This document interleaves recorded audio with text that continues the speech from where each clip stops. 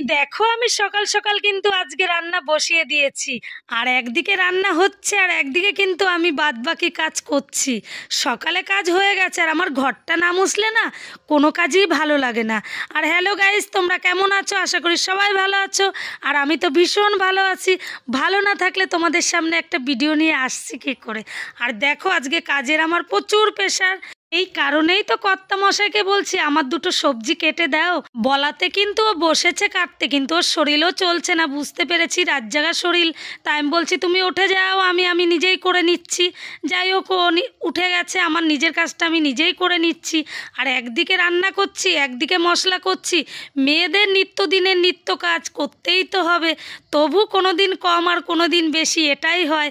তো একদিকে তো আমার রান্না বান্না প্রায় কমপ্লিটের দিকে চলছে, সব রান্নাই হয়ে গেছে, বাদ বাকি শুধু মাংসটা রয়েছে। তো মাংসটা রান্না কমপ্লিট করে আমি স্নান করে এই দেখো রেডি হয়ে গেছে। আর ছেলের তো প্রচুর খিদা পেয়ে গেছে, ছেলে বলছে আমাকে ভাত দাও। স্নান করে আসলে ওকে আগে খেতে দিতেই হবে।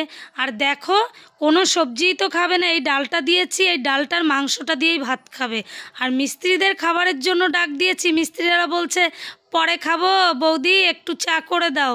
তো যাই হোক ওদেরকে আবার চা করতে বসেছি। রান্না বান্না করা হয়ে গেলে, স্নানটা হয়ে গেলে বাদবাকি তোমার কোনো কাজ করতেই ইচ্ছে করবে না। তবু কিছু করার নেই, করতে তো হবে এই কাজ সব।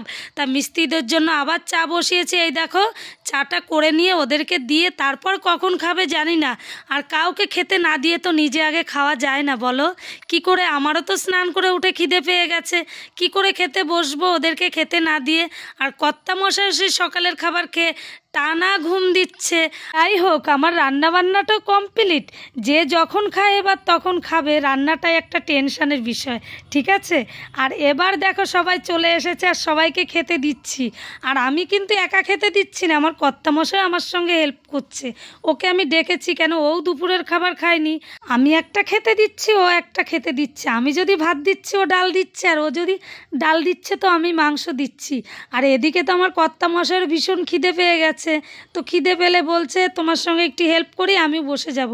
আর কলা পাতার খাবারটা কিন্তু যেদিন আমি মিস্ত্রিদের খেতে দিই সেদিন আমি নিজেও কিন্তু কলা পাতায় খেতে বসি, কেন আমার কলা পাতার খাবারটা খেতে ভীষণ ভালো লাগে।